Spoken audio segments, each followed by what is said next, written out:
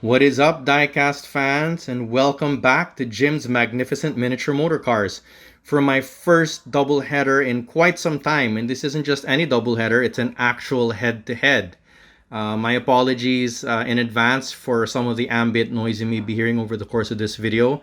As you all may realize, it's the holidays as I record this, and there's quite a bit of Christmas revelry around. There appears to be a Christmas party not very far from where I'm recording this video right now. But anyway, all that aside, let's get right to it, shall we? The subject of today's video are not just one, but two hot hatchbacks.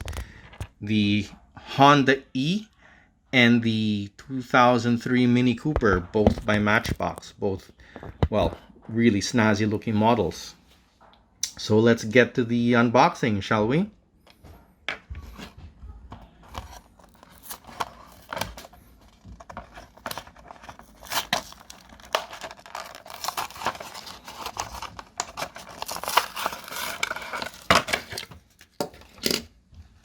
So that's the 2020 Honda E unboxed, and now I shall unbox the Mini Cooper.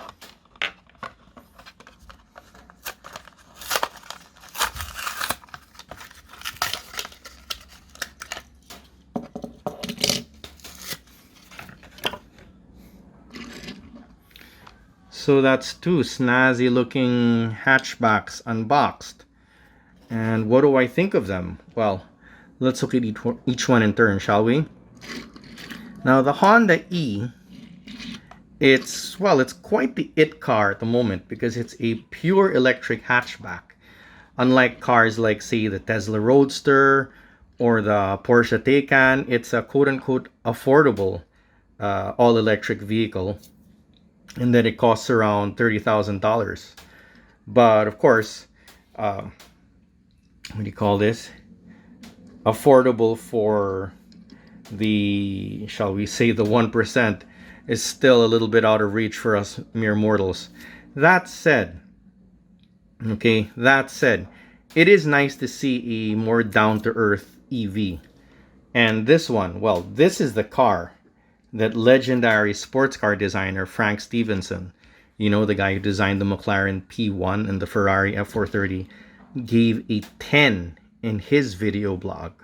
And I gotta say, I highly recommend that channel. I love watching it. It's pretty awesome. Check it out when you have time. He gave the real version of this car a 10, and it's not hard to see why. It looks great. It's got really simple yet really striking lines. It's got a really memorable and distinct shape that harkens back to the original Honda Civic of the 60s. And, well, it's just all around a really cool car.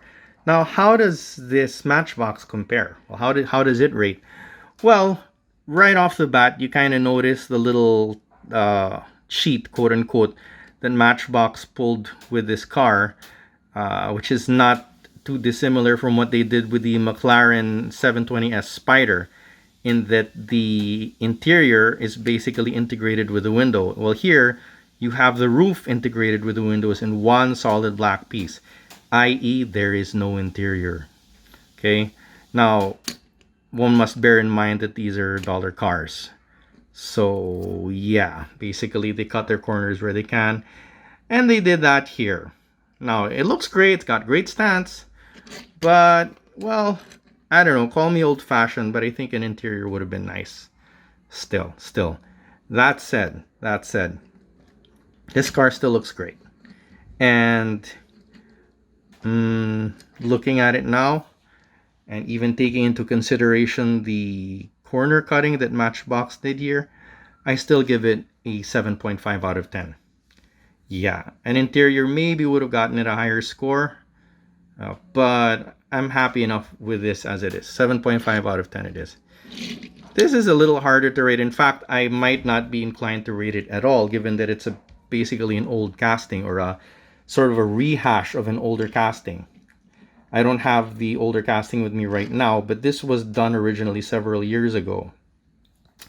But this is a 2019 revisiting of the casting. They added side mirrors. They seem to have sharpened the details. No rear tampos on the back though. Kind of a no-no as far as I'm concerned. Well, how would I rate this? Well, Matchbox has done better. I mean, this year alone, they've done better. And even though there's an interior, unlike in the Honda E, even though there seems to be some old school goodness at work here, this is not Matchbox's sharper work. So, I mean, with all due respect to Mini Cooper and the folks at Matchbox, this one's gonna get a 7 from me. I mean, I've definitely seen worse, but I've seen better too. Okay? And for everyone's reference, by the way, I almost forgot to do this. Let's check out how this Honda E looks against the actual car. Okay. And now let's check out how the Mini Cooper looks. Okay.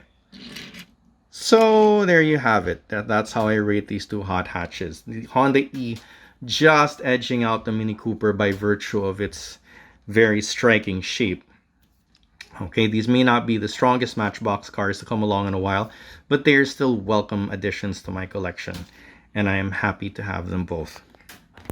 The Honda E, in particular, is going to feature in another head-to-head video that I will be doing very soon. So stay tuned for that. Okay, and thanks for watching the video. You know what to do. For those of you who just came on board and who like this video, y'all know what to do. For the rest of you, see you all next time.